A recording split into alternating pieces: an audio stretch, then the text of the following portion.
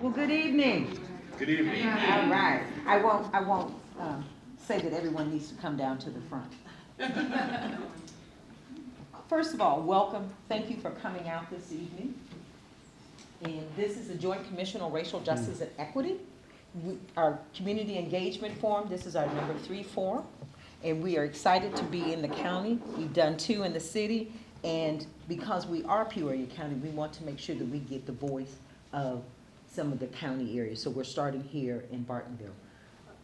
Peter, who's on the steering committee, wants to make a few announcements before Tim and I jump into. Welcome, thank you for coming. We all definitely appreciate your participation. We'd love to hear from you. So there is a kind of a handout that, questionnaire. Please fill that and give us your comments. It's very important. We'd like to follow up on that. Right behind by the community board, there's a little coffee machine right there. So if you'd like to get some coffee, please feel free to do that. There's some bottled water over there, and the restrooms, I think, are right across the hall. Outside and to the left. Okay, thanks. All right. And Director of Alpha Park Library? Okay. Thank you so much for having us here. All right. And providing coffee. So please, coffee. I probably need some, but I won't be able to go to sleep when I get home tonight, so we don't want to do that. So our format for tonight is to do the following. We, as Mary said, this is our 3rd community forum. This is the first one we've done outside the city. So it's a bit of an experiment to see how many folks we could bring to a meeting on this topic. And frankly, I think we're pretty pleased that the number of folks are here. I see a mix of folks from the commission and people from the community and elected officials, so this is great. And one candidate for office. But it's good to see everybody here. So for those who don't know about us, we talk a little bit about a background of who we are and what we've been doing. And then we'll talk about what some of our subcommittees are doing, and some of the members of the subcommittees will be welcome to stand up and talk about that. But then we want to get input from the community and really from, even if you're on the commission, input on a number of topics that we'll be talking about tonight. Let me just start off by saying that, as Mary said, thanks so much for coming. If you can't hear us, just obviously let us know and we'll speak up more than we do. By the way, we film these because they are public meetings, so we put that on the onto our website. We have a very, I think, vibrant website. For those who haven't had a chance to look at it, it's on the county website. It's accessible through there under the name of the Racial Justice Commission. So with that, Mary. All right. Good. If we could, before we get started, just if you are a member of the Joint Commission on Racial Justice and Equity, any work group or steering committee, please raise your hand. All right, okay, all right. Okay, wonderful, all right. Getting the count here. The work that we're going to talk about this evening is the work of these working groups. With the steering committee, and we'll talk a little bit about that, the steering committee, we provide directives, but the work is done in the work groups. So as Tim said, we're going to talk a little bit about who we are, how we came about. We all know about the summer of 2020 and all of the tragedies that were taking place. The county board and the city council came together to talk about what are we going to do. But prior to what took place in the summer of 2020, Peoria was named as one of, in the top 10 of one of the worst places for African Americans to live. And so I say oftentimes that when this commission came about, in my mind, I was looking at them living in 2 worlds, in 2 places. And we need to make it one. And so how do we go about doing that? And part of that is the work that the Joint Commission on Racial Justice and Equity is doing to make that be the case. So again, they came together and said, we need to do something. And they said, let's form a commission. And let's make it joint. Let's make it so that the city and the county, because oftentimes we're in and out of each other's space. So we need to make it a place for everyone. And our vision, so the vision for the Joint Commission on Racial Justice and Equity was to end racism in the city and the county government and to achieve racial equity and justice across the country, across the community. We did that by creating a steering committee, and with the steering committee being the focus point in terms of providing direction, and then there were 8 work groups. And the 8 work groups, and we'll talk about each one, you'll get a little bit more information, but it's child and youth development, economic development and jobs, environment and climate, health and human services, housing, and I always say quality housing, because you can have housing, but it doesn't mean that it's quality. Justice, information and technology, transportation, and mobility. Those are the areas that when we put together our first baseline report, which will give you some information, those are the 8 work groups in the areas that we focused on and did a baseline dive into quantitative data. All right, so the first thing we did, as Mary said, was to look at a baseline. What we have been hearing from some people is that, there's no real racial problem in our community. That we've had a black president, we have a black mayor, and progress has been made, and at this point, special attention does not have to be focused on this. So we took a deep dive into the question of, looking at major indicators of life quality in our community, whether in fact there was a racial disparity problem. Mary mentioned the fact that one study had come back and said that our community was in the top 10 of communities that were negative in regard to racial disparity. But at the same time, there were studies coming out saying Peoria is a wonderful place to live, and putting it in the top places to live in the country. So as I say, we thought, okay, let's take a deep dive into this, and let's look and see what the statistics show us. And we created a study in each of the 8 areas in which we had work groups. So here are some of the studies that we found. And these are really basic issues. So overall life expectancy. In our community, whites have an overall life expectancy of 79 years and black is 64 years. By the way, I should make a point at the beginning that the figures for the Hispanic community are somewhat non-existent except in certain areas. And so therefore, when you don't see Hispanic numbers here, it's not because we ignored them or left them out, we just didn't have them. But let's pay attention for a minute to overall life expectancy, 79 versus 64. Somebody might say, well, what's the big deal? It's 64, 79, it's you're out of your teenage years, you're out of your midlife years, etc. But here's the way I break that down. I have a bit of a mathematical mind. 4 times 16 is 64. Add 16 to 64, you get 80. So what that means is that the white community is living 20% longer than the black community. And when you look at it that way, I think it's a major, puts really into focus, we're talking about a 1/5 life expectancy difference. Median house value, again, shocking. White, $130,000 for their median house value. And let's face it, folks, some of our greatest asset value is found in the value of our homes, right? So $130,000 for median white house value. For the black community is $76,400. Almost, it's about half and half there, as you can see. And then for Hispanic, 96,000. Let's round to just say it's 100,000. So the difference there again is over 20%, almost 25% between Hispanic and white. So life expectancy, major difference. Median house value, major difference. Households with food assistance, white, 14.5, black 3 times that, 47. Hispanic, 1.5 times the white at 23%.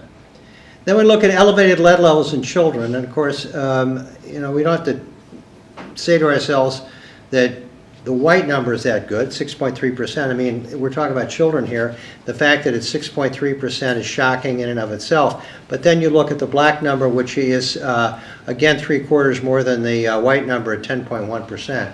So in these 4 numbers, and we've got some more, I think, on the next slide, we're starting to see that in every major category of life quality of life in our community, there are major discrepancies between the black community, the white community, and the Hispanic community.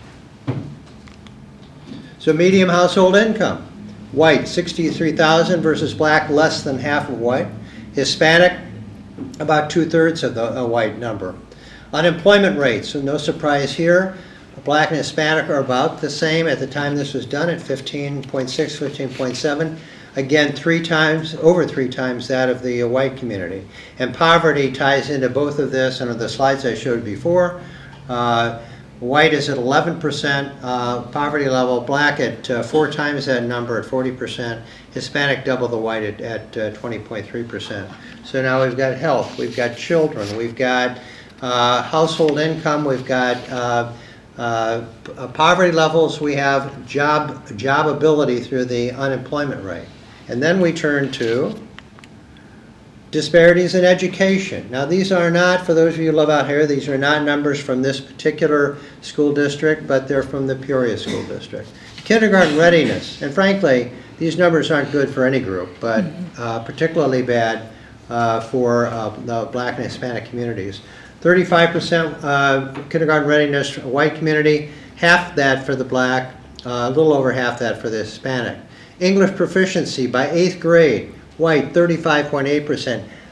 That is 5 times the proficiency rate of the black community, and as you can see, substantially more than the Hispanic community. High school truancy, similar numbers hold true there. These numbers, frankly, aren't even close to being equal between the races. And math proficiency, again, we see a shocking difference between black and white, and the Hispanic number is about half that of the white. So in the two areas of education that are critical to a young man or a young woman making progress in the economic world of today, English and math, the numbers are between white, black, and Hispanic are again substantially different. And let's point out kindergarten readiness. When you talk about kindergarten readiness, some people say, well, what does that mean? Why do children need to be ready in kindergarten? When they go to kindergarten, there are certain expectations of things that children should know. Their cognitive skills, their ability to get along, their ability to count up to a certain number. So when you start, and you already start behind, when you get to the third, and you get to, and we didn't put the third, we put the 8th grade up here, but the numbers weren't much better in 3rd grade reading and math. So if you're 3rd grade, your reading and math is lower. When you get to 8th grade, so from 8th grade you go to high school, and from high school you go either to college or you go into the workforce. So you're already starting. Children are already starting in all categories. They're already starting behind. So it continues to, oftentimes then it gets worse.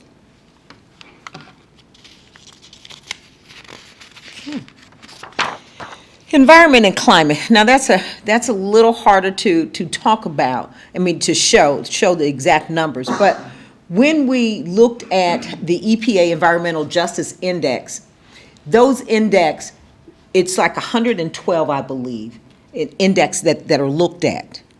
Well, when we start looking at the 616, 02, 03, 05, they ranked 90th percentile in those index, which means the environment is worse than when you go to the 616, 15, and 14, and it's only the 75% percentile. You don't want to be at 100 in this. You want to be at 0.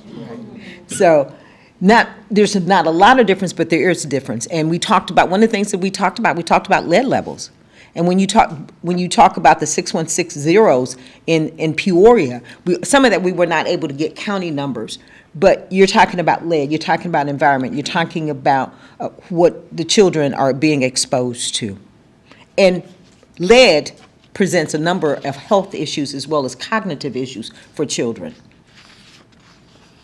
So again, 11 out of the 12, that's not a good place to be in your 90 percentile in those 11.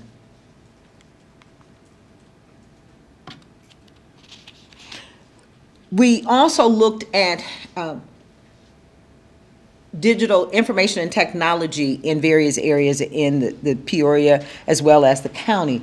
And when we talk about that, we don't show this here, but in the book, if you have taken a look at our report, it shows you where there is lack of broadband, access to broadband.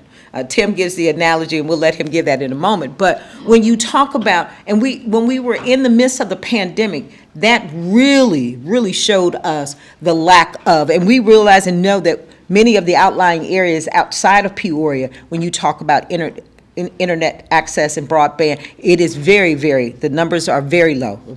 But they're higher in Peoria, but in certain areas, the broadband is low. So individuals access to 100, I think like 100 in BPS. We finally, the numbers are much drastically lower in those 616-0, 616-0, 616-0, and we have 3 616-0 areas. Our Information and Technology Committee has put together what's called digital rights. And we all realize and understand, again, the pandemic showed this. When you talk about access to the internet as well as having the equipment to get on the internet, I always say to people when we're talking about internet, are you talking about on your phone, or are you talking what you have on your phone, or are you talking about what you have in your home? And there's a drastic difference in those two. But when you talk about needing to make appointments, when you're talking about needing to complete applications, when children are needing to do their homeworks, and then if you just want to have some fun and get on the internet, what we found was many of the homes did not have the capacity beyond 2 or 3 sets of equipment that needed access to the internet. So in the midst of the pandemic, children who were being homeschooled, everyone was being at home being schooled, as well as parents working.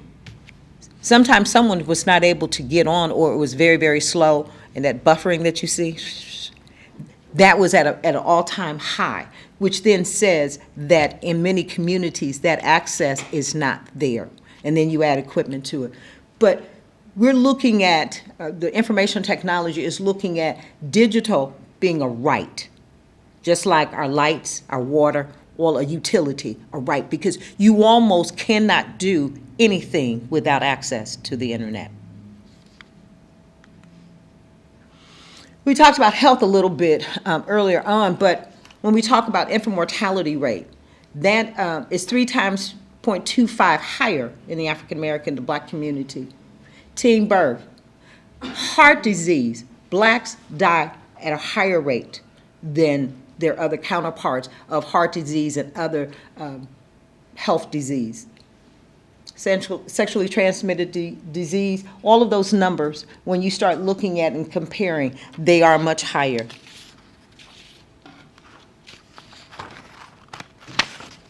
Home ownership.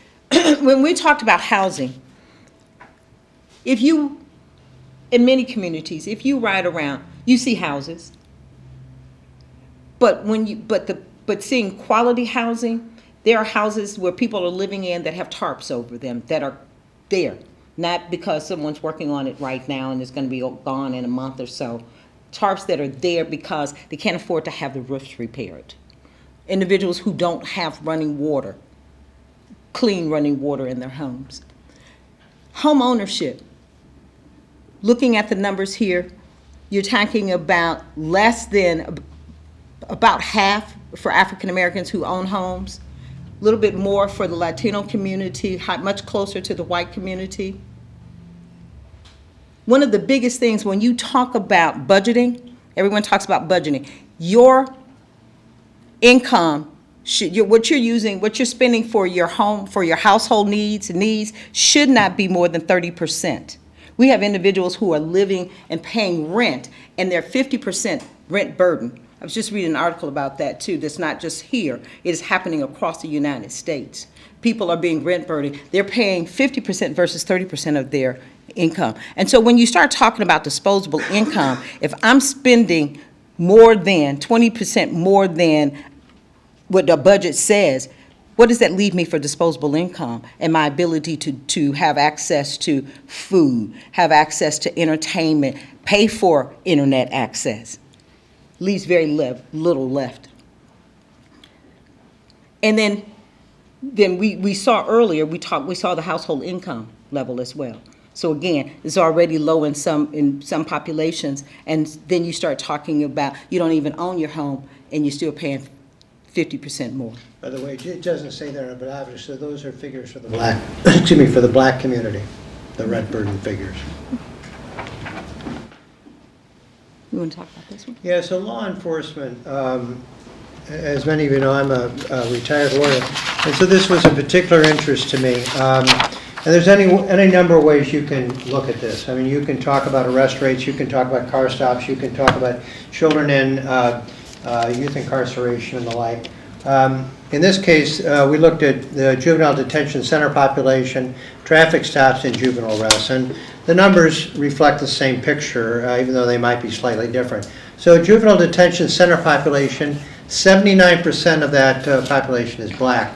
Now let's consider that in this community, 20% or less of this community, depending on whether you look at the city or the county, is black, but 79% of the juvenile detention center population is black. Total traffic stops, 61%, again, way above what is reflected by the demographics of this community. And the number of juvenile arrests speaks for itself, 10 times that of blacks versus whites. So as I said, there are any number of ways you can go at this, but however you want to look at it, what we see is that the black involvement in the judicial system is many times that of the white community and way beyond what it should be per the demographics of the community. And then transportation.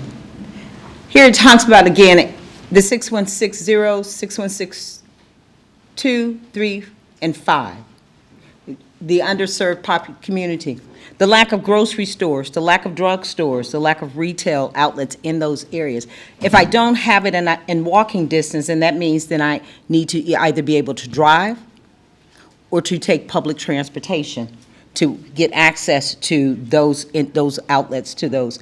Those areas are called food deserts, but not only are they food deserts, they're retail deserts as well, and at some level, medical. Access to medical help is limited in those areas as well. Most of the individuals that live in those areas are individuals, people of color, and they're dependent on public transportation.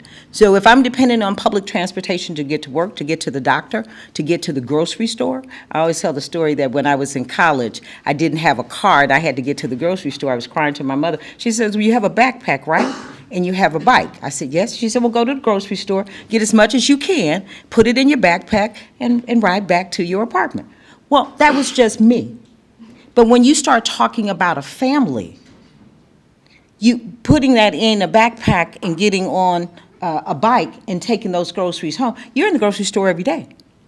And then the question is the quality of food that you have access to, the quality of fresh food and vegetables as well as fresh meat is limited when you have to when you have to get on your bike or walk to those. So then individuals are not able to get access to it, so they go to some of the places that will sell at 3 times the rate, the milk, the bread, for the families, because they need access to it in close proximity to them.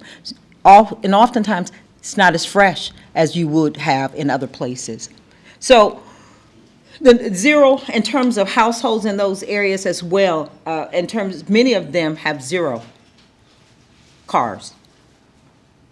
And so you're relying on public transportation. And if you're relying on public transportation to get to work and it's behind schedule, then you're going to get to work late. And then you have your bosses looking at you wanting to know, why are you late again?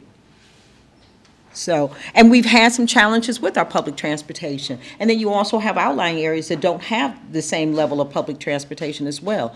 So that creates many issues for the community. And as Tim said, we've looked at these 8 areas, and in every last one, there are disparities both for the African American community and the Latin American community. People will say that's because they don't have the work ethic. They're not trying. They don't have the education because they're not trying. I don't think anyone wakes up or is born and says, I want to live in poverty. It is a systemic and it's systemic, and it's not just because people are lack for people trying. So with that, this is what you will find in our first report, our 22 report. We were told when we started this journey, we talked with King County in Seattle. They were the mirror for our commission. They said that you have to gather data because you have to create the baseline, and you have to have people understand that it's just not anecdotal, it's not just someone talking, but these are actual numbers. That we use reliable data resources. We use the U.S. Census. We use the EPA report. We use the report cards from the state of Illinois to gather this information. We use census tracts. This was not something that we sat down and said, well, let's do this number and make this number. This was actual hard fact data that we wanted to share with you. So this was our 22 report, and in our 2023 report, we began to use this information to talk about what are the issues, what are the concerns, and then how do we go about developing a strategic plan to remove those barriers. And I think we have representation from each one of our work groups. Yes? Okay. So instead of Tim and I talking about what you're doing, because that's the 2023 report, we're going to have you, each one of you stand up if you're okay with that, and talk about a couple things you're doing in your work group. We're going to take about 2 minutes, because we want to also give everyone an opportunity to talk about, our audience to talk about issues, concerns, or ask questions. So we're going to start with child and youth development. Does anyone want to talk about what you're doing? Terry? My name is Carrie Rainey. I'm a former Dunlap School teacher, elementary school teacher, and I'm currently a recruiter for Anderson Windows and Doors on the Education and Youth Committee. What our commission is currently working on is one of the topics that Mary discussed, which is kindergarten readiness. So we are working in conjunction with Peoria 150 to gather their kindergarten readiness data, and we are also in the process of putting together a survey for parents, community members, doctors, teachers, to gauge where children are going in terms of their pre-K kindergarten attendance, what types of programs or schools are they attending, parents' level of satisfaction with that level of education, and what they feel could be better, or what is lacking, or what is going well. So that is what we're currently working on. Thank you. All right. Thank you. Environment, economic development and jobs. My name is Tom Felder. I'm one of the co-chairs of the Economic Development Jobs Group. So you saw the data on the differences in household income and unemployment rates. And so one of the things that we started 2 years ago when we started, we went out and talked to all the community development organizations that are active in workforce development. We really asked the question, well, what are you doing? How many people are you impacting? What's keeping you from impacting more people? And what are the gaps? What's a major barrier that's keeping people away from high income jobs once they've got the skills that nobody's working on? Because we're a group of community volunteers, not full-time staff in the city or county. So we wanted to kind of work on the areas where we can make a difference, So one of the things we homed in on was that transportation gap. So, because we identified that there's enough, we can get people trained up. ICC's got some terrific programs that get people skilled up to be able to fill jobs that pay a livable wage. But in many cases, today they don't have a car because they aren't at that income level yet. And the jobs, particularly in the manufacturing area, happen to be predominantly over in Tazewell County. So we got about $300,000 of ARPA funds from the city and to run a pilot for 50 people, ICC grads that graduated in the manufacturing or healthcare fields. And we're giving them a $400 a month stipend paid with a debit card that allows them to pay gas, car insurance, car repairs. They can get a lump sum halfway into the program. They can get a deposit for a car. Basically, to overcome that transportation gap. So that pilot's gonna run until the end of 2025. We'll take the lessons learned from that and figure out how can we scale that up, and where do we get the funds for that? How can we find an organization that administer it at a much higher level of people per year? And then we're also working with the city on an annual, basically call it education and networking event for minority businesses. Thank you. All right. Environment and climate? Hello, I'm Nick Furman. I'm one of the co-chairs of the Environment and Climate Working Group, and we're looking at a lot of ways that the pollution that is so much more heavily concentrated in the lower income minority areas is impacting people's health. So one thing we're looking at is trying to increase the amount of green space, and what would it take to increase the amount of usable green space on the south end. That's one of the ways that we can address the increased amount of air pollution in the area. We spent also separately quite a bit of time working on creating recommendations and prohibitions on carbon dioxide sequestration pipelines and other which is a very dangerous energy infrastructure that tends to come into, we put into lower income communities, and we put a recommendation to the city, not to allow such pipelines to come through the south end of Peoria, and that is we seem to have slayed that dragon temporarily for now, but we're continuing to watch that and keep an eye on that. And we're also trying to look at resilience, knowing that as climate change continues to happen, it's going to put more and more strain on the system, whether that's increased heat in certain areas, or more difficult access to food, or increased pollution. And that is going to be the minority people and the lower income people who have to deal with the brunt of that. So trying to explore ways, right now we're looking at ways that we can try to help get access to air conditioning for lower income people to be able to deal with the increased number of heating days that we're having in the future.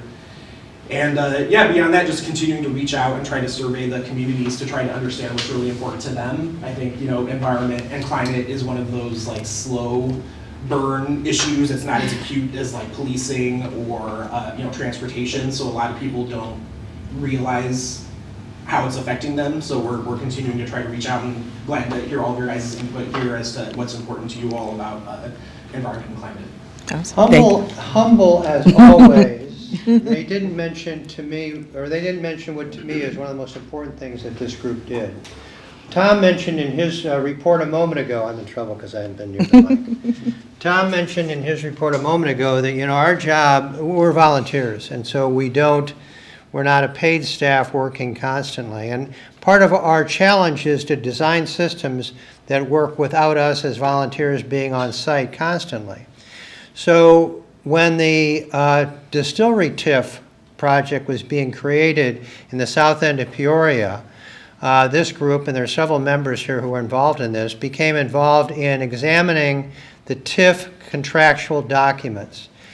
And some of you who understand TIFs know that a very important part of the TIF program is that money becomes available for public projects conducted by private companies within the district itself. So what they worked on with the city, and I give kudos to the city on this as well, to Patrick Urich, what they worked on was creating within the distillery TIF requirements that companies meet racial equity impact standards, saying that if you're going to get money, you have to demonstrate that you are not having an adverse effect upon our underserved communities, and in fact that you are promoting advancement of our underserved communities. Mm-hmm. And we want to see more language like that in agreements, but again, I say humble as always, because to me, as you know, I've said this is one of the biggest things that you or our group has accomplished. Mm-hmm. I appreciate that, and I will give lots of kudos to Joyce Herant here, who was one of the masterminds who led that, so it's definitely. Okay. So one of the things that happens over the course of time, we said we've been in existence since 2021, is they come and they go for various reasons. Our next group, Health and Human Services, has a new co-chair. And I'm not, are you comfortable talking about, wanting to talk a little bit about what? Yes. My name's Mike Kennedy. I've been a member of the committee since it started about 2 years ago. We've pretty much been in the data collection and sharing phase. Some of the information you saw up on the screen in conjunction with the Peoria City County Health Department and with the University of Illinois College of Medicine Peoria have been able to pull some of the baseline data so we can kind of see what the picture looks like. I am new, both of our co-chairs had to move on to other things. And so we've been in hiatus. We honestly haven't met for the last probably 8 to 10 weeks. We are ready to go into the action phase. And so I will take this opportunity to solicit any kind of membership that wants to participate with us. We have gifts for you if you can. Well done. But each year, the city and county, they do an assessment, and this work group was able to be at the table with assessment in terms of the China, which stands for Community Health Needs Assessment, and CHIPS, which stands for Community Health improvement.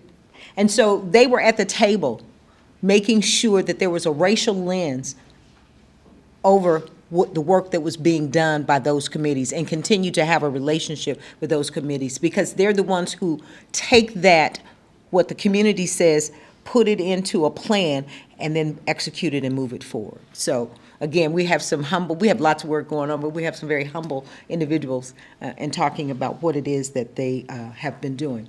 I mentioned earlier about a digital right, and our information and technology group are continuing to work on that, because again, as technology, if you listen to the AI that Oprah just did the other night, Thursday night, it's coming. Technology is here and it's here to stay, but everyone, as always, are not getting access as fast as others, both from the perspective of having the skills as well as having access to the broadband that will allow them to do the things that they need to do, both for work and play. So our group is working on the digital rights and making that broader so that we can present that and say, this is what is a right as a citizen. But there's another program, a pilot, that they're working with the county on. Lisa Marie? I'm picking up my phone because it's a little detailed, and I don't want to And you are. work it up. And my name is, I'm Lisa Marie Schultz. I am on the IT committee. I've been with them since we started, I guess. I stepped away for a little bit, so I feel like I'm catching up too. But one of the things that we have been really trying to do is also get a place at the table. And that has been kind of difficult. There are so many areas that IT touches, that this broadband influences.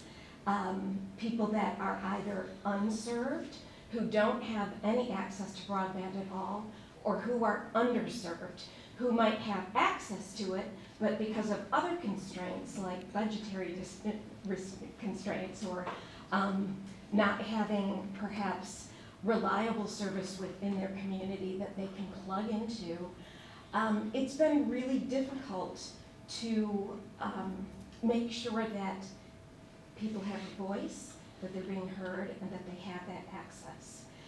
Money is coming into the state for broadband access, and particularly for unserved and underserved communities, and it's been interesting to see those sort of two parallel tracks.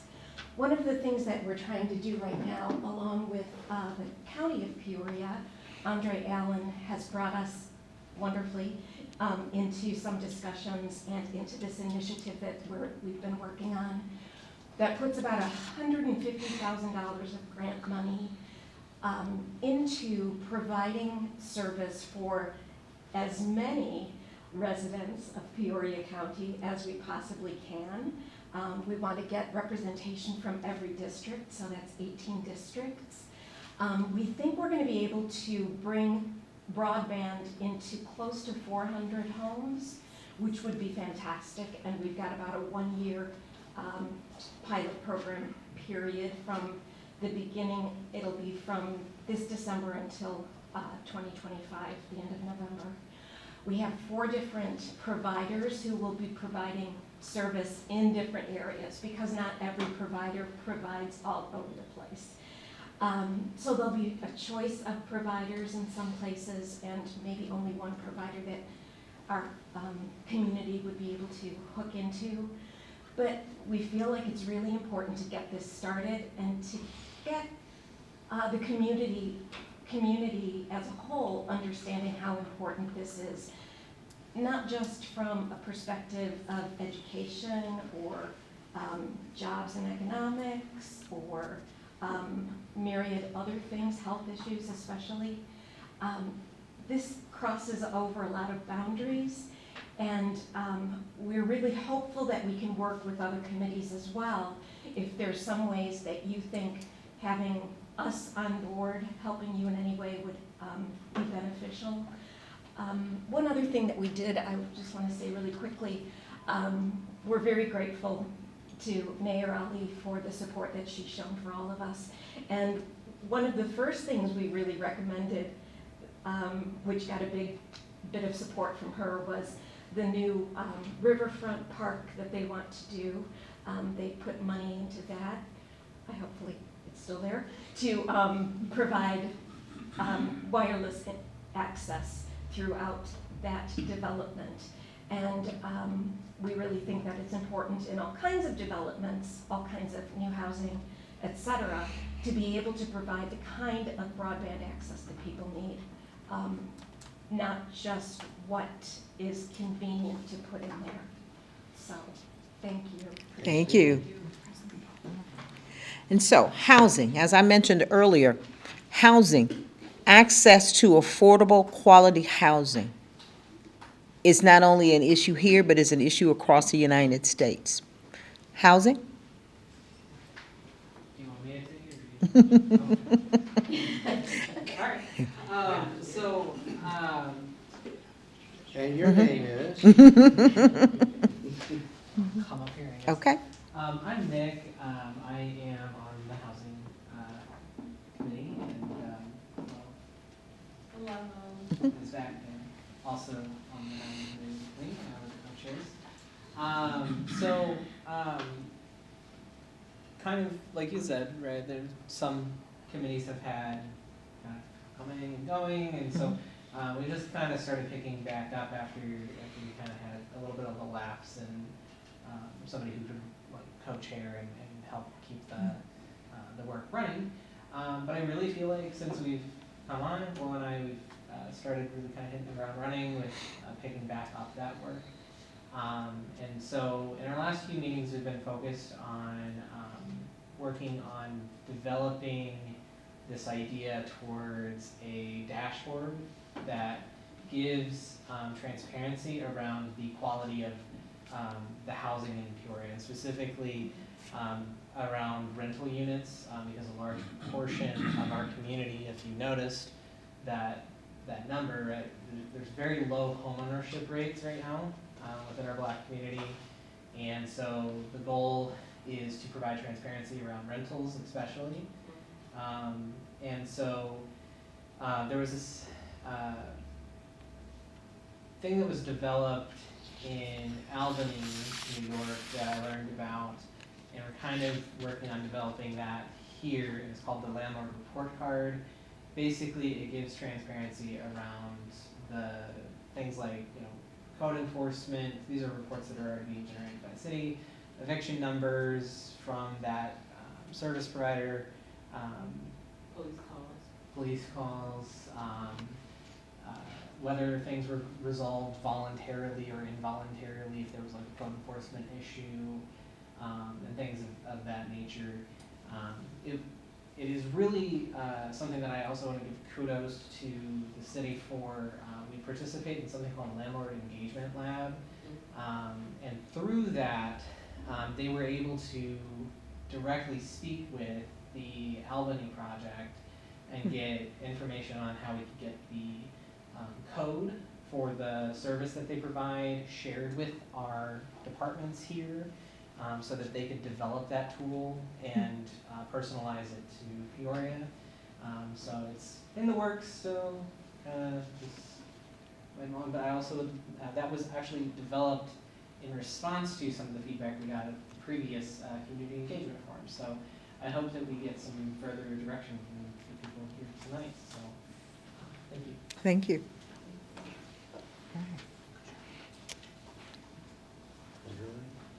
Transportation. Okay, all right. So transportation and mobility? Cindy Los, and I'm new to be chair of this committee. I've been on the whole board, or been part of the group since just January. So, but one of the things with transportation, there's been a lot of studies. People love to study things. So, I've recently found someone who's compiled a list of all the studies that have been done and kind of a matrices that we're going to look through and figure out, are there any action items, right? That's what we need to figure out. How do we find action items with regard to transportation? And we all, I mean, I know in my profession, one of the biggest stumbling blocks is things cost a lot of money to build, right? So, the city got $2 million to build sidewalks in 61605. Once you do engineering and land acquisition and all the different pieces and follow the federal guidelines, you don't get as much as what you think when you got $2 million, right? Mm-hmm. So, trying to figure out a couple things of, like, what are the, I mean, I understand people don't have vehicles and don't, you know, but how do we, getting better data on where are the routes where they need better access? Where that, getting that data is kind of been a difficult point for us. That I think I want to try to, after we get through of what's all really been studied and are there any action items there, try to figure out how do we get better data to have better starting points to fix some of those transportation issues. Thank you. And as you've heard, many individuals talked about being new chairs. They hit the ground running. Many of them came in within less than a year and took up the role of being a co-chair of the work groups, and we thank them because each one of the groups need leadership, and others have had to leave for various reasons, and no hard feelings. And you know, now, did we have some people who said, "Well, we can fix this today"? I know I have the answers. Well, it's an issue we've had for a very long time, and it can't be fixed overnight. And some of those moved on. Some others have stayed, knowing that we need to build a base. We need to build the baseline, and from there we need to build a structure so that we have a foundation, a strong foundation that we're going to build on top of, so that it stays beyond you and beyond me. We're not just doing this work to say that, hey, this is a quick fix. Do we want some quick wins? Yes, but here's a quick fix, we're gonna make it happen, and then it comes tumbling down because it wasn't built on a solid foundation. So, last but not least, justice.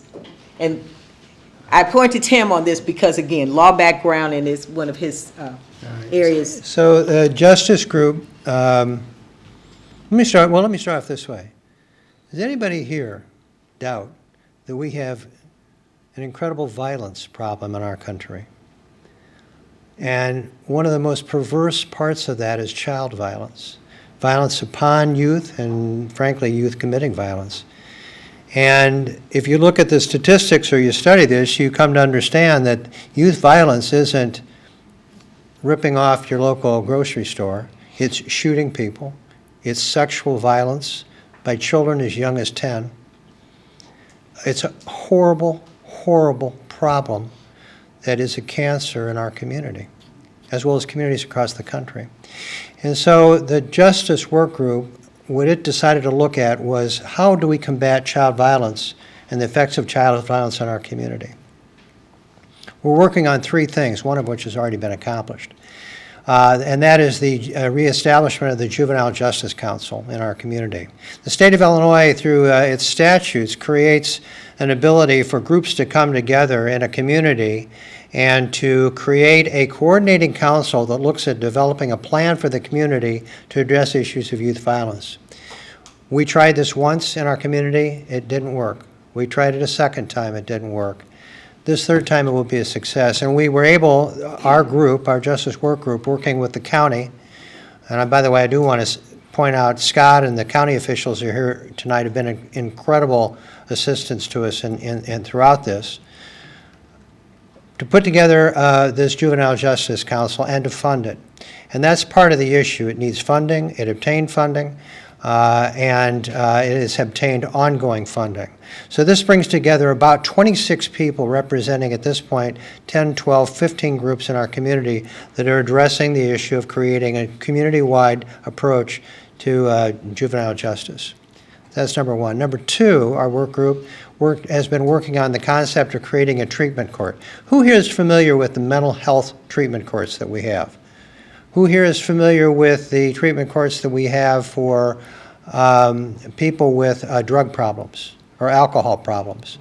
You know, what treatment courts are all about is treating people who are affected by these issues, not as criminals and sending them off to jail where nothing good will ever be accomplished, but rather creating a work plan for individual work plans for these individuals to deal with their addiction problems, to deal with their mental health problems, to deal with the problems that they have with living conditions in their life.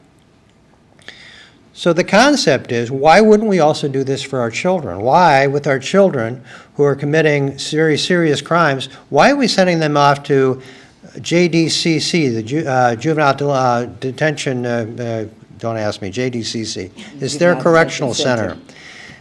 The point, though, is this. They go there 4 months on average. They come back. Do you think they've changed in 4 months?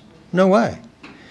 So working with Judge Frank Iruli, we thought, you know, how about if we were to create a treatment court that would address youth problems as problems, not as crimes, and try to get these folks the help they need. Now, again, working with the county, working with the 10th Judicial Circuit, we've begun to create the concept, which we think will be implemented this January, of creating such a youth treatment court. And really, it's going to be the first one of its type in the state of Illinois. Now, we got a little bit of work to do still on it, but we got a lot of people working on this presently, and I'm fully confident that this will happen in January or February of this coming year. The third project we're working on, again directed towards youth violence, ask ourselves this problem, or this issue. Are we addressing youth violence holistically as a community, looking at the broad array of programs that we have and saying to ourselves, are these programs meeting all the children that need it, and are they addressing all the problems that they have? For example, if it's just basketball programs, well, the basketball is fine. I got no problems with basketball, but basketball in and of itself doesn't resolve youth violence issues. If we're talking about mental health assistance, mentorship, educational assistance, etc., that is another part or various parts of this whole picture. So what our committee is looking at is doing a canvass of the entire community, we're partly done with it now, to determine what programs are being provided for children, where they're being provided, whether there are measurable statistics to show success or lack of success in our community, how this is being funded, and how we can create a better system, making sure that, again, across our community, these programs are being provided for youth. So those are the three things that we're working on. Now, I wanted to make this comment before we go on. You can see, for those of you, first of all, for those of you who always say to Mary and me, what are our groups doing? I hope those of you who are here tonight, even within our family of able people working on these problems, can get a better picture of what we're all doing. But I would synthesize it in a very basic way as follows. We're trying to get money. We're trying to get money for grants to address this problem broadly, understanding that we as volunteers can't provide all this work. I'm happy to say that as of today, we've actually obtained about $700,000 towards the programs that all of us in this room are trying to promote. $700,000. In fact, it's approaching $800,000. So getting money to focus on the problems that we address. Number two, to bring to bear things like the distillery TIF language so that we are addressing governmental procedures. Part of our goal is to create within government structures that address legacy of racism. And so by building into government agreements, building into government programs, a racial lens is critical. And then the third thing that we're doing, we've got money, we've got beginning to focus on these issues, but the third thing is carrying our message to our communities and marshaling our workers to continue to work on this issue. Those statistics we showed at the beginning, they are compelling. Every single aspect of life has a negative disparity towards the races. And that's obviously the gut of what we're dealing with here. Before we go on, I do, though, want to just say this, and I want to make this clear. Can our government officials raise their hands real quick here? I'm not, okay. And Scott, yeah, I'd include you, too. I want to say this. The county has been wonderful to work with. Thank you very much. You've been supportive of our efforts. We can't thank you enough. We could not have accomplished any of this without this. Scott has been a dream to work with, as has Patrick.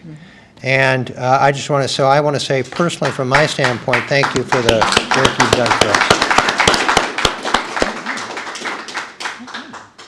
So again, we've shown you the baseline. We've talked about where we've gone from putting the baseline in place, developing strategies, looking at what the issues are, and then developing strategies and action plans to work on those barriers and those disparities in our community.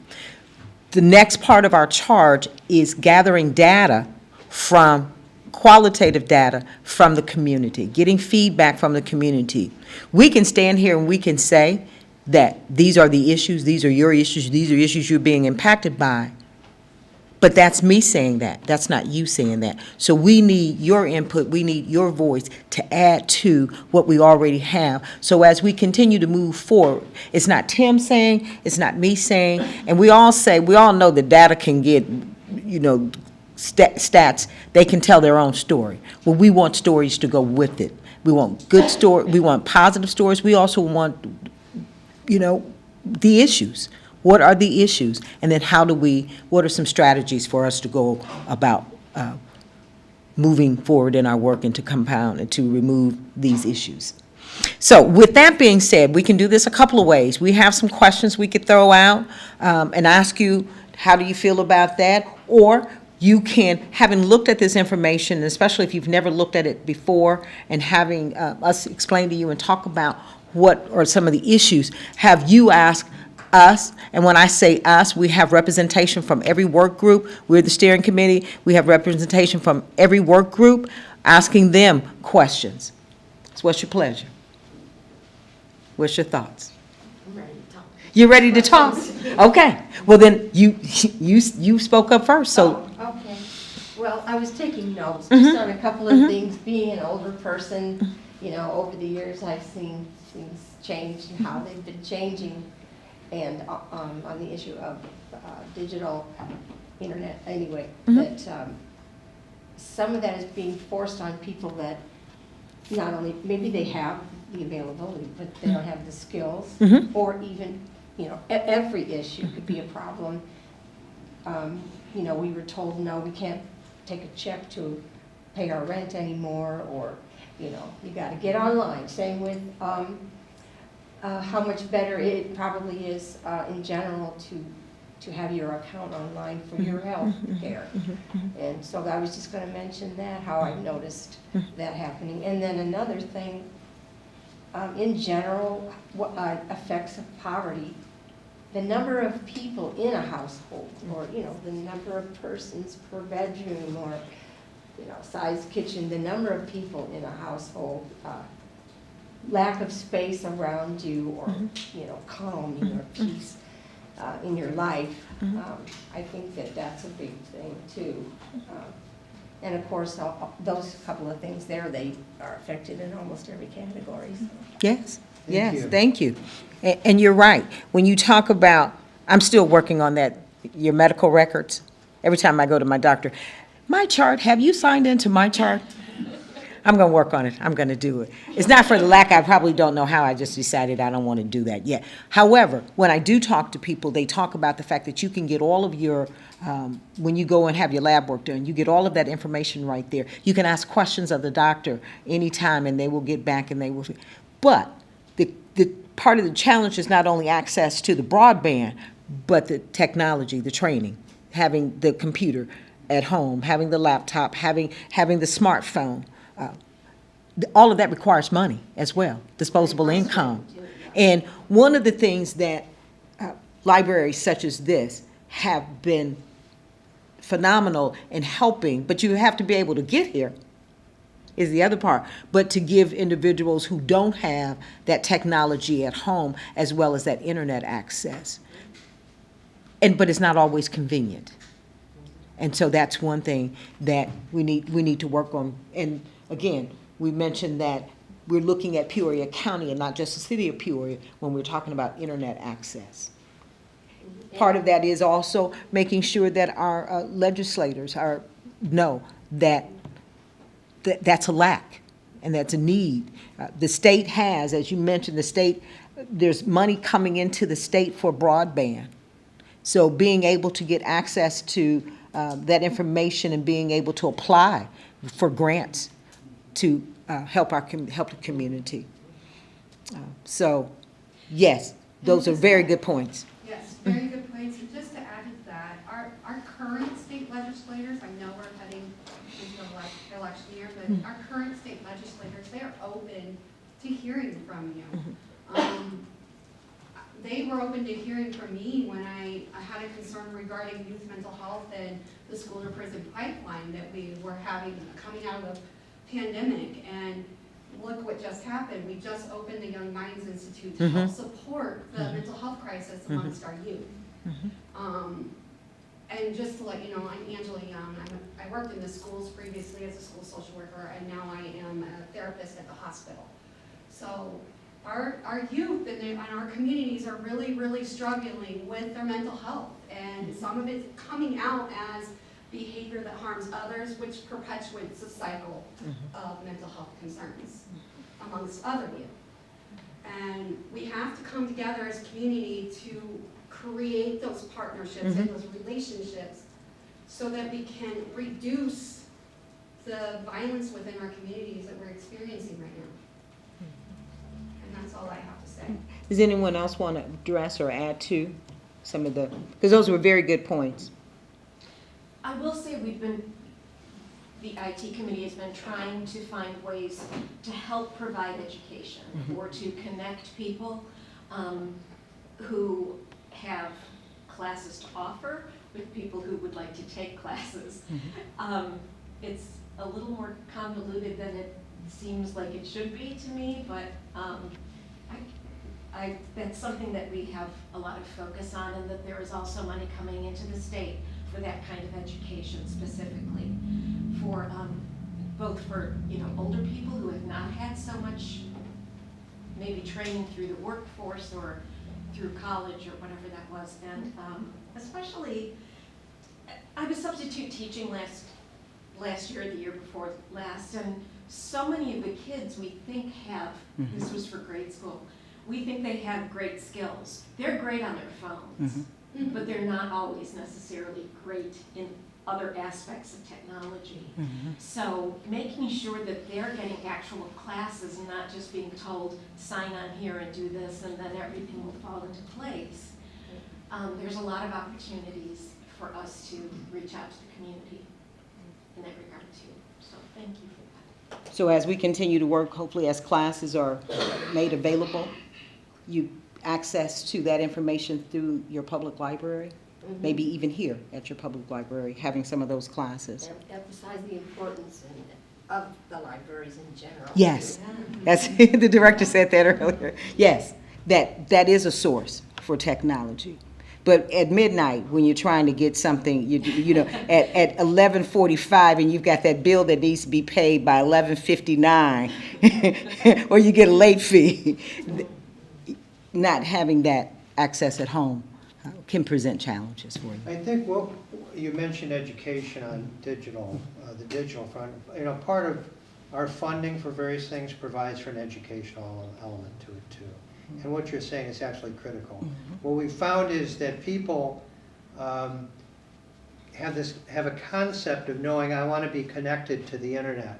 But once they get there, it's like, you know, is this the dog that caught the truck, right? You know, it's like, what do I do now? Isn't that the saying, what do I do now? And so, and I have to tell you, I'm that same way. To my daughters and son-in-law's dismay, I will call them, and like I think all of us who are of our age, and say, well, what do I do? How do I address this problem? Education is an essential part of what we're talking about. And it's constantly changing. Yes, Yeah. yes, yes, it really is. And quickly. Because you can buy the hard equipment, and in less than a year, it's outdated. You've got to upgrade it.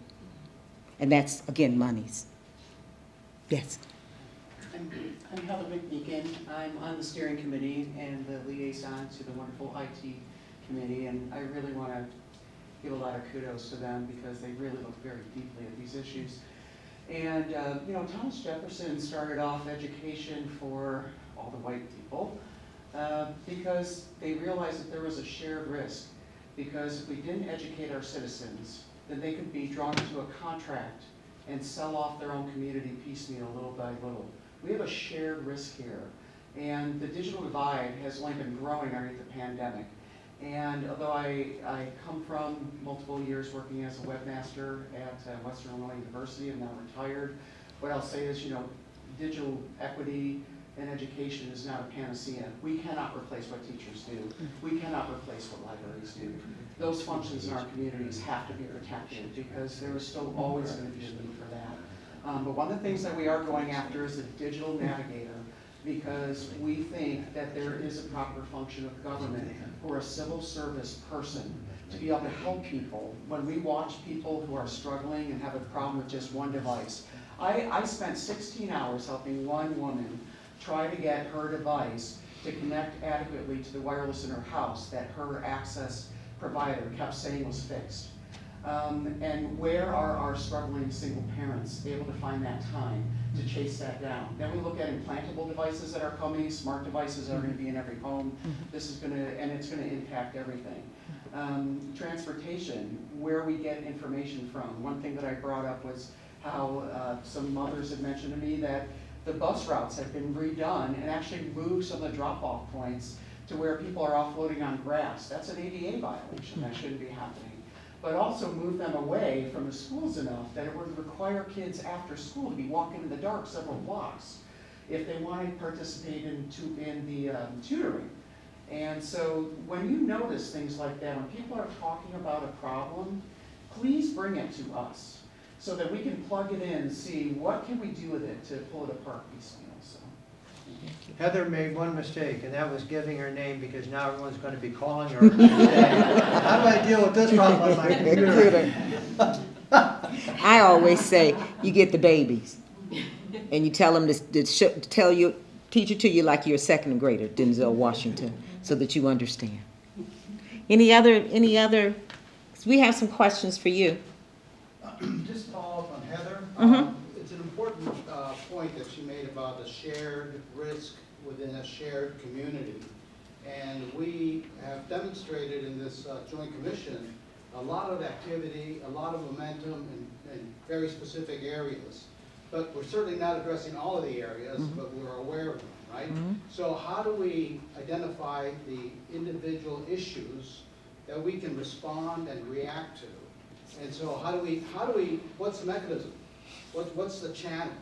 So in the back of the black 2023 annual report, on the back side is the actual email that you can use to send us any comments, observations, and we are in receipt of that, and we can forward that for you. Okay. Any other? Yes. Hi. Hi. I'm Sharon Williams. I'm on the county board and I represent Limestone Township. Township and also part of the city of Peoria.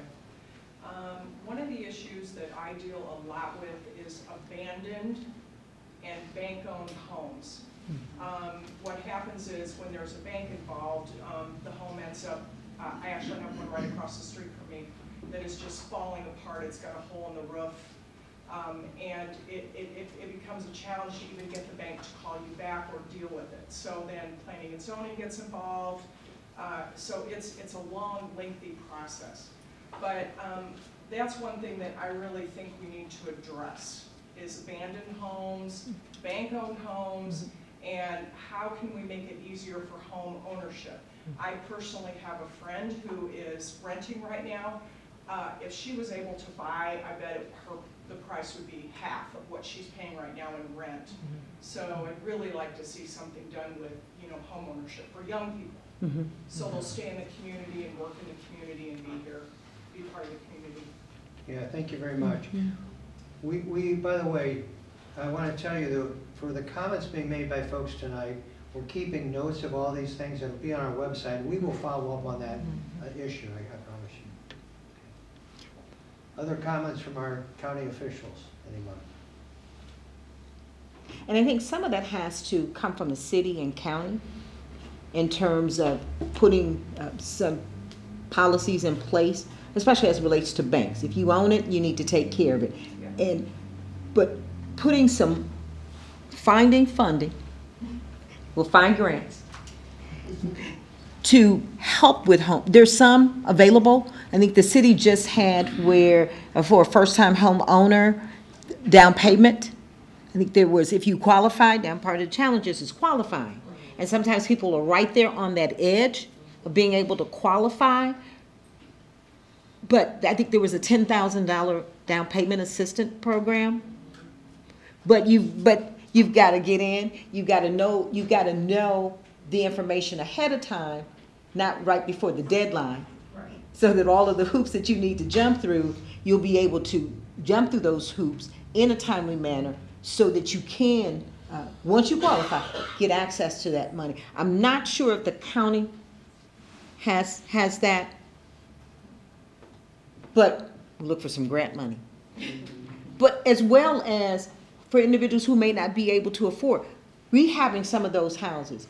It's always been a dream of mine is that, and Habitat for Humanity does some of that when they build, but I don't know if there's a program in place where there's working with individuals to go in and habitat those houses so that they can then live in versus just building a house.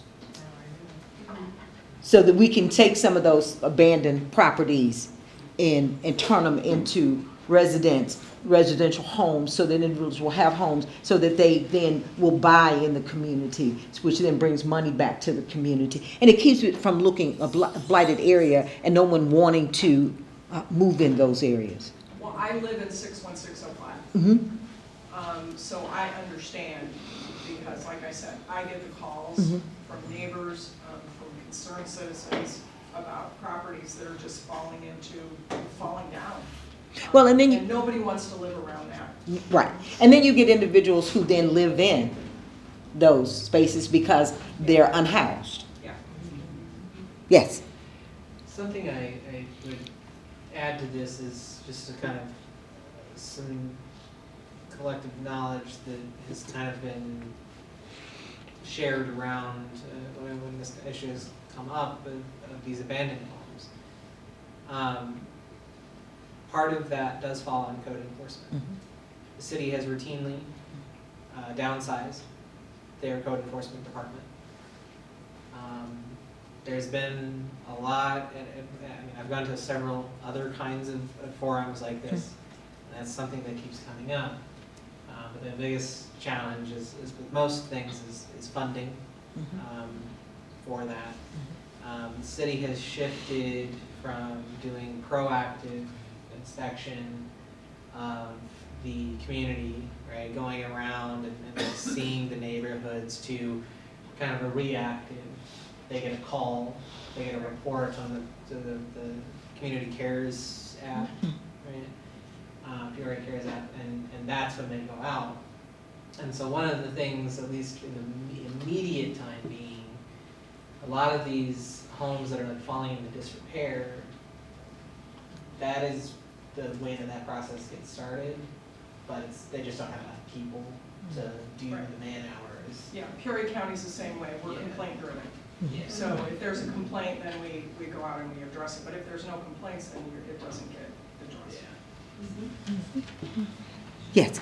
I was just gonna say to Angela's point about mental health, before we can get access to mental health, I think that we need to have more education, training, community support groups about, talking about mental health, removing the stigma from families that what has happened in our house stays in our house, we don't talk about it outside. Removing the stigmas of having a label, whether I have schizophrenia or ADD or ADHD or any other, labeled attachment, those things are not seen as normal. Those aren't things that the community sees as good things, and I think that we need to, before we can even get to a place where we have access to qualified mental health professionals, maybe we need to have some type of external community support groups or training for parents or caregivers on how to talk to their children or other family members and normalize talking about mental health and not it being this stigma that, people think that is. And there are some of those programs in place. For example, there are individuals that would teach first aid, mental health first aid. So getting that surface, getting people to talk about it, getting people to develop some skills, some knowledge, some information so that they can assist their family. But getting people to partake in those is a challenge as well. And then having them offering them enough times and in different locations is probably another challenge that would need to be worked by growing those individuals who have that training, starting there. So, It's definitely, I'm sorry. Nope. My name is Philonda James. I go by Flo. I am the current president for NAMI Tri-County, Illinois. And so speaking to what you just spoke about, that is one of our challenges right now. That has been totally my goal, my drive. That keeps me just going with the organization, with the affiliate, is to expand, right? So NAMI Tri-County has been around for many years, but it's only serviced a small sector, like seriously small. But I would like to see them spread it out across the whole Tri-County area. I would like to see more individuals with lived experience, be it their family or themselves, that are interested in being a part of the change, being a part of removing the stigma, to come, join, become a member, get trained. There's multiple opportunities to be trained and then be able to facilitate said trainings in your area where it's easier for for the individuals within your community to get to those said trainings. And classes, support groups. We have ones right now, but they're all held at the ICC North Campus in Peoria on University, and then the family to family support class is held in East Peoria at the ICC campus there. So that causes a large challenge for individuals within the 61605, 60612, they can't get there. Buses don't, travel all the way out there. Where, and then the other side of it was, before I came and joined the affiliate, we didn't have enough individuals that were on the board, that were members, that felt safe, right, traveling in some of those areas, or that were, willing to travel, because they're retired, things like that. So, yes, my whole focus is definitely, that's just where my heart is, to really just recruit. So if anyone is interested, please check out our website, check out our Facebook page. We're really growing, we're really doing things, and again, we address within the trainings for NAMI Tri-County, Illinois, and with NAMI as a nationally recognized organization for mental health, we train in all those things. Would you tell people what NAMI stands for, please? Oh, the National Alliance, the National Alliance Mental Illness. So, for mental illness, so, yeah. This lady back there. I can go. No, no, I you heard. first. Oh, okay. Okay. All right. My name is Sonia Pacey. I work with Peoria, our lead regional office of education. And just in hearing you speak, Terry, and then Flo as well, I know you kind of come in to support for us. On our professional learning team, I know a lot of people think of us in terms of just education, at least our team for professional learning. But several of us are trained to provide youth mental health first aid trainings to people and have actually had a number of folks from, I think most recently we had someone who was a correctional officer who came into the services, a lot of community organizations. And so if there are some folks who are here looking for those opportunities, we've got one coming up, I think August 23rd, they're free. September? I'm sorry, what did I say? August. August, whoopsies. That's okay. October 23rd, it's late and I didn't get that coffee. October 23rd, 8:30 to 2:30.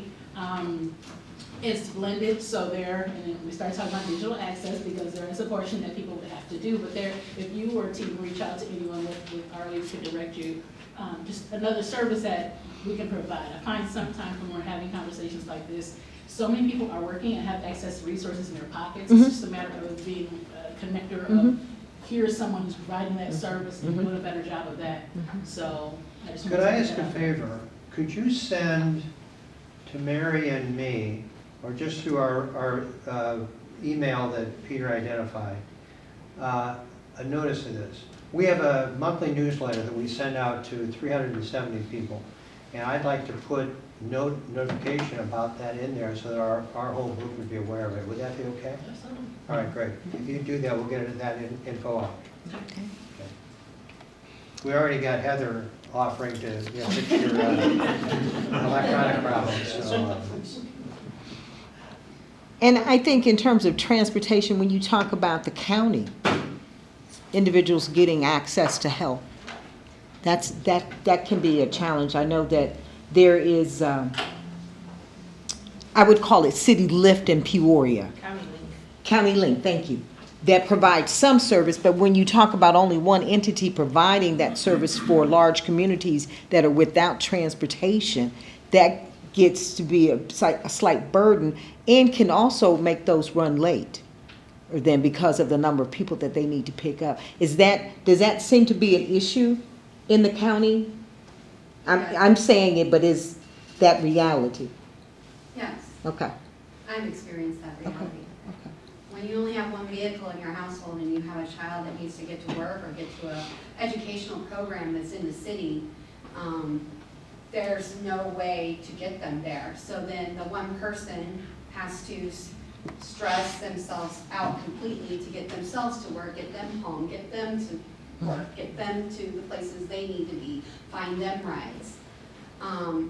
And in the county, we have what is called rural poor.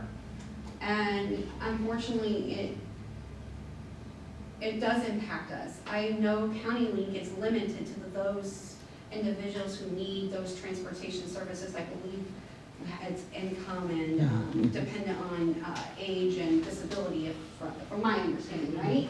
So all of those who are able-bodied in our communities outside of CityLink have to figure that out, and that is very, very stressful, especially on our teenagers who are willing to work or are willing to do things that would keep them more occupied than what they are currently doing, which is on the internet, up to no good. And I'm being very honest because the school threats have increased in the last couple weeks. So we really need to come together and start working together to solve some of these problems. May I comment on the CityLink? I find myself using CityLink transportation, well, I have for a long time. A while back, I loved those improvements, but I think they are in disrepair. I tried to use what you're supposed to be able to link the number, and maybe they're wrong, Mhm. which could really cause a problem. Just fortunately for me, I'm from here, I know how to read the schedule. Mhm. And that's something that you need to learn too, because if you don't even know that street name, so it can be complicated, so it would be great to somehow improve CityLink, so. But, yeah, I was really excited when they put those signs with the numbers on them. And of course, we still have the problem for persons with disabilities, just various problems. Other comments? Questions, thoughts? Earlier, you mentioned something that reminded me of something I had read about recently. The lack of access to like medical care within certain areas. Do those tend to overlap with like the zip codes that Peoria Police Department have identified as like the high volume areas for Yes. like, the gunshots? They do. Okay. They do. So the reason I asked this is that I had learned about this recently, that in Chicago, I know growing up there was this this boogeyman that people would like to throw out of the south side of Chicago. I've got a lot of friends that live up there. So one of the things that I learned about recently was that the city of Chicago, they kept asking the city, the community, was like, we need a trauma center. We need a trauma center here in this area. And they could never get the funding for it. They were always there was always these delays in building it. And they kept throwing more and more money at the police. The problem continued. People finally got a trauma center built on the south end of Chicago. And the years following, their total gunshots, their total murders, people who had died from gunshot wounds, stabbings, and other forms of violence, had actually decreased. And the reason why is, as you would expect, the person's getting medical care in a timely manner. And so I'm just wondering like what that looks like in our community as far as like those regions, like what are the response times for like the AMT and other medical staff to get to the people who are living in those zip codes where these shootings are taking place, and how does that impact then their mortality rates if they are injured, stabbed, shot, beaten, or otherwise in a car accident or something else. And that's been a question on my mind, so I'm wondering if that's something we can maybe work on through medical side of things of our working group. But anyway. We're gonna put it on the parking lot. So that as we move through some others, we can take a look at that. And you never know when that's going to, I mean, for health, when that's going to collide with transportation, health. So it's worth putting it there and having some further discussion around it. I have something else. When you were mentioning how we need to provide more programs for our kiddos outside of like basketball, but more. I really like that. I really like that, and I really hope that we are able to find funds to help support that, because we really need to bring back trades and things like that, because not all of our kiddos go off to college, but they still need to be able to make a good living. And then a lot of our professions that's in trades, they're like disappearing. Like it's hard to find a good plumber, electrician, and so on and so forth. And some of our kids, they are able to graduate from the ICC program, and it's awesome. I know my oldest son is one of them, and he is doing fabulous for his family. And is now a young child, but I would like to see more, because like my son, my youngest son, he's not into construction, right? My oldest, he's all for it, excited every day to go to work, right? But my younger son is like, computers, mom, I want to set that up, like I'm coding, like that's his thing, right? That's his jam, get some coding. During the pandemic, I actually was paying someone from China to provide him with training courses and things like that online. That's how I use my pandemic extras. And I was very excited to do so because the smile and the joy that he got from it was really helpful during that time. But now the programs that I'm seeing, they're like, oh, must be 18, must be 18. And here he was at the time when I was looking at those, he was 16. And so he just recently turned 17, but still, he's not 18 yet. But those are his things. And so, I don't know, I just really feel like we do need to look for more things than just sports. You know? Appreciate that. I completely agree. You know, Woodruff has got some great trades programs, you know, going on down there, but it's one school. Yeah. You know, what are we expanding into other schools in terms of, you know, what are our Dunlaps and our Limestones and, you know, some of our other Princeville schools, you know, what are we doing to have space to be able to provide those trades programs in other school buildings? I mean, let's face it, like I said, that's just one school. Exactly. You know, ICC has got some great programs going on, but, you know, they're typically for the older teens. So how are we coaching and mentoring our teams, our high school teams, to be able to grow up into the trades? One of the things you may want to, so someone talked about having those resources in our pockets but not sharing them. I say all the time, we're a community of resource-rich, collaboration poor. But Tri-County Urban League and the TSTM, you may want to take a look at those programs because that's what the computer, the technology, giving them exposure and access. And they did at one time, NSBE, National Association something engineers, black engineers, did quite a bit at Tri-County Urban League in terms of helping with coding and. I know right now she's like looking at different opportunities for funding, but it just goes right back to funding. You know, it just goes right back. So in the meantime, the kids are like growing older, bored, you know, and so we're waiting for funding. Okay, I'm just gonna add this. My name is Melissa Bloom. I'm with the Economic and Development Committee, but I have a long history as an educator.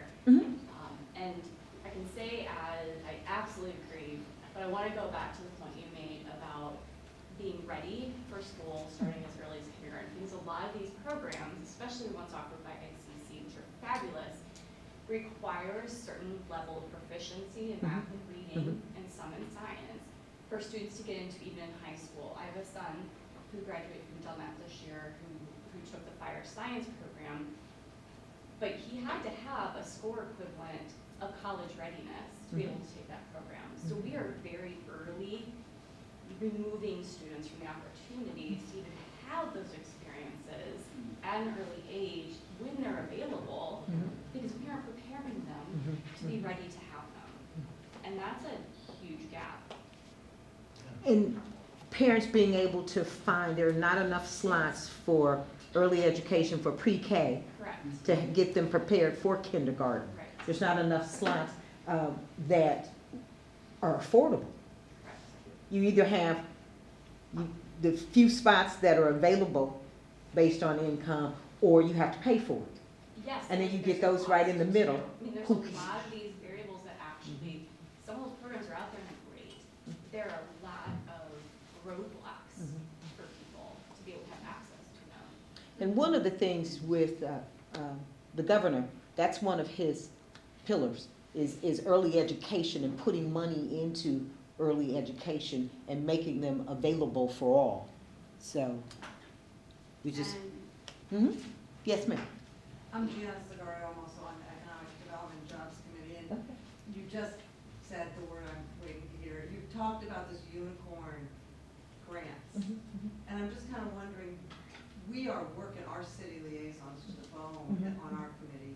Do we have, at the state level or the federal level, liaisons that can help us get these grants? Because we didn't create this mess all on our own. We had lots of help from lots of policies, state policies, federal policies that got us here to begin with. And we're just here.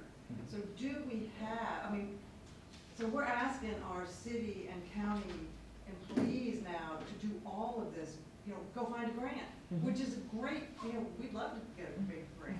But do we have liaisons who are in this with us at the state and federal level. And how do we find them? I've heard some people talk to Albany, some people talk to King County. What's the big picture of this? Do we have anybody looking into that? The grants or Well, just making sure? being in this with us to find grants, because there's money out there, like you said, we're rich, collaboration poor, the government, it's important to the governor, it's important to, at many levels of government, but then how do we all get together and get all this? Janice, I think my answer to you would be yes, but it's a work in progress. Better on the state level right now than it is on the federal level. I think that we need, ultimately we'll need to reach out federally. I think at present, the money that we've seen is federally sourced comes through the state, like for the BEAD program and the like. And we've been involved in that. So that's been more derivative than going directly to the federal government. We do stay in contact regularly with our state officials, and we do talk to them about grants. And in fact, we're working on with state officials right now on a grant. So the answer is, yeah, we can do a better job, but yes, we have been working with them in that regard. And I think we've got some organizations that are doing some great things that need funding. And one of the things that the Peoria Police Department did with a grant is provided grant workshops for community-based organizations to partake of so that they could not only find, but be able to write for grants for themselves to implement some of these programs. So there's different things. Everything still needs some coordinated efforts with it. And I think we've got individuals in our community, some of our senators, representatives that are looking at and bringing money to the state and bringing it downstate, because we all know you've got Chicago and then everything else. But because we have some people who have the hands on the pulse and the monies and the purse strings, there's more money that's coming downstate than we've had before.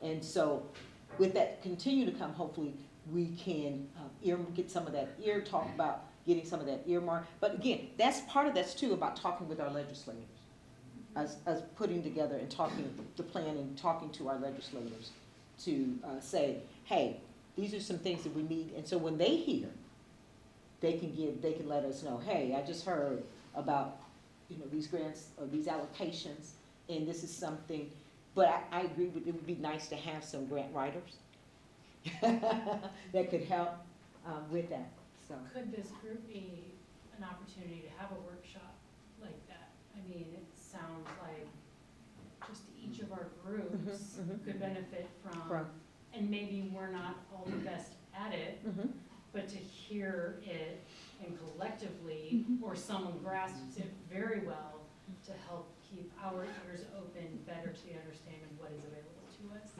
And that could be something that we could put together. I agree. I'll just say, We've got a lot of foundations around here as well that provide, but you've got to know who's providing and when those deadlines are and what you need. And sometimes they don't require, in terms of, they're not 20 pages of documents that you have to supply. So. anyone who does have an idea for a grant, the first thing I would suggest is that you write up what you would like to see, and then you pass that off to your state rep and state senator and ask their legislative aides to go looking for what's out there at the state level and also at the federal level, because often they will have been in a committee hearing where someone brought something up, or when they're looking at dividing up, oh, this program didn't work out, so now we've got funding. I mean, that's sort of how we got our funding, something else we weren't able to use it for. So, but because Andre Allen knew what we were looking for ahead of time, that helped us not just have that money go out of this community, but to actually be able to. Let me make this comment just to build on what Heather said. I haven't sensed our problem's been raising money. I think the problem has been defining programs we want to raise money for. So let's assume, for example, that we had an early childhood program that we wanted to do something with, like an early reading program. That's fine. Then I think we do exactly what you said. We define what that program is going to be, and we'll go out and find money for it. And but it's not a matter of going saying to somebody, I think we all know, it's not a matter of going to people saying, we need money. Because their question is gonna be, What do you need it for? well, yeah, well, what for? So, for those who have a concept for a program, we have grant writers who work with us, that are part of the commission. So to the extent that people have money, or excuse me, have an idea, let's work on it together, we'll turn it into a grant request, we'll find the money for it.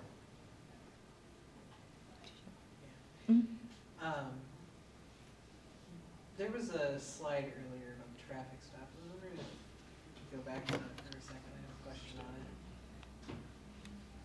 it. So with the, I'm not originally from Peoria.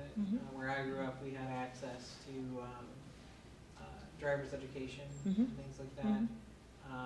Obviously, these numbers are going to go probably further beyond than just the educational outcomes, but I think that I guess a question that comes to mind is like a thing to look into here is what is the what is the rate of success in terms of educating our kids going through the educational system, and which schools have access to and which schools do not have access to quality driver's education, because beyond just likely bias that is going on here with these traffic stops. I would guess, based on I work in the courts a little bit too, I would guess that a lot of these traffic stops that are happening because of things like maybe they don't have their sticker up to date, right? Because they couldn't afford to get their sticker, or they failed to signal their blinker, and that's the excuse that was used to pull them over, or there was they blew a stop sign, or they didn't yield properly, or whatever the reason is that they're being pulled over for.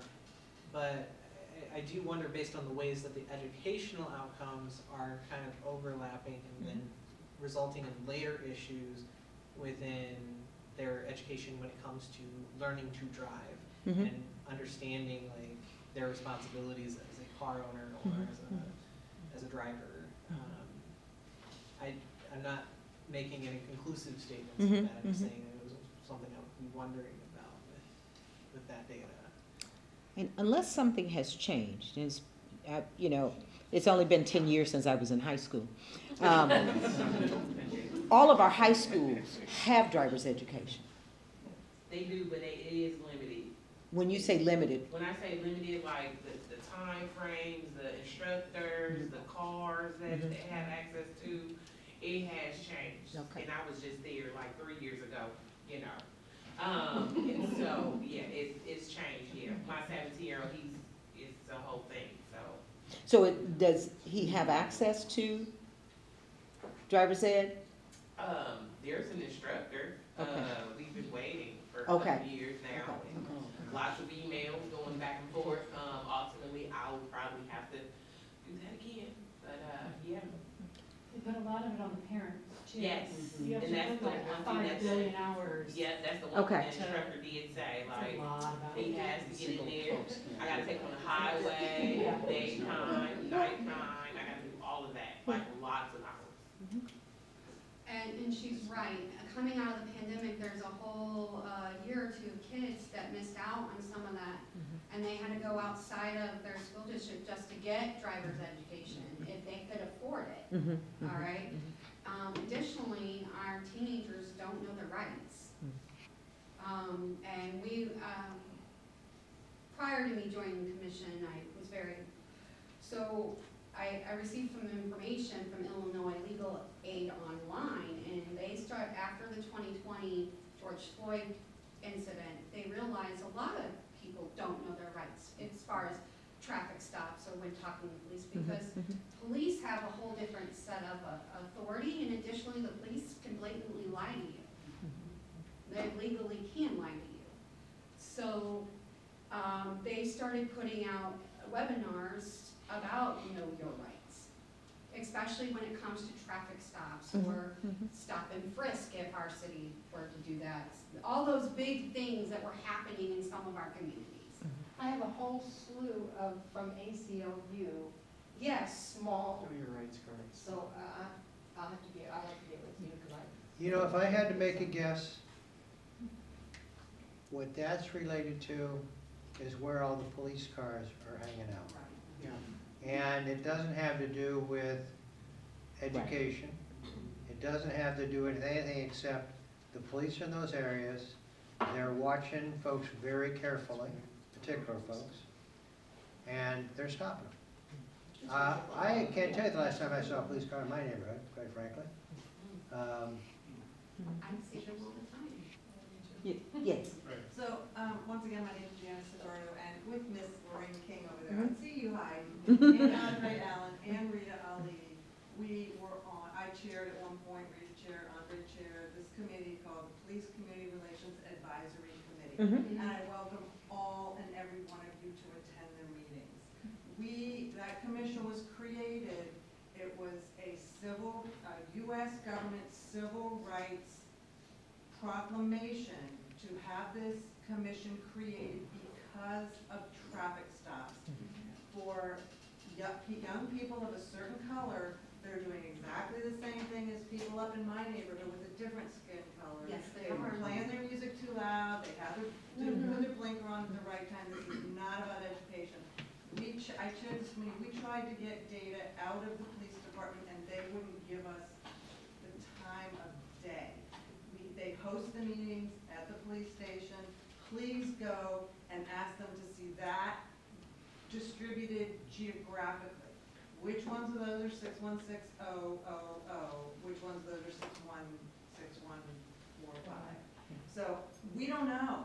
We don't know because they won't tell us. And we asked, and What's that commission again, I'm sorry? it was the police, it is. I'm not on it anymore. Ms. King, you still on it? No, No. they changed the dates. They changed the meeting dates, so They they have to changed get the out. name. So it is the Peoria Police, what is it called? Police Community Relations Advisory Committee. It has zero power, we couldn't even get data from it. But it is designed for the community to bring your complaints about anything to do with the police department to them. So please attend, if you have a chance, go check it out and see what's happening. Police Community, and it's on the city website. Yeah. Under commission. Police Community Relations Advisory Committee. So if you can get this data distributed by zip code, that might tell you something else. We just don't know. Yeah, I did want to point out, the Legislative Black Caucus did change that to where police officers are no longer permitted in the state of Illinois to lie to minors. To what? If they To lie do- to minors? To lie to minors. And if they are doing that, we need written complaints about it so we can track that. But to me, this is not an education issue. Where I come from, we're dealing with over-policing, racial profiling. They will follow people and wait and stress them out and wait for them to make a mistake, which we all make when we're being watched. And I mean, I get nervous when the cops are following me. And all the levers that are used, whether it be, I pulled you over for a low license plate bulb that's just a little too dim. These kind of soft over-policing, racial profiling ways of being able to get a hold of them and then do a pretext traffic stop and then call in the dog and then try to look for something and stress them out and say, well, you're nervous, you look suspicious. And Kathy and I have also distributed a lot of cards. Whenever I go through a drive-through, which isn't often lately because of how expensive those are, but giving people cards on what their rights are.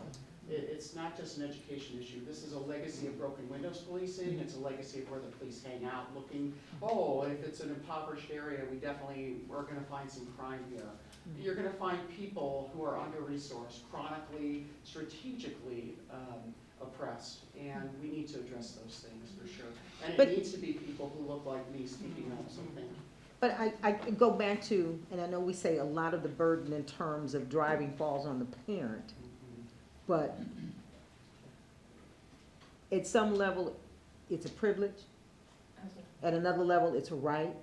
And I do think that we do need to, and I'm not working in the school system, and I know they're overburdened, but in some of these classes, things that I learned when I was 10 years ago when I was in high school, just about life, we're not doing that anymore for our children. So then it does fall on the parents to do that.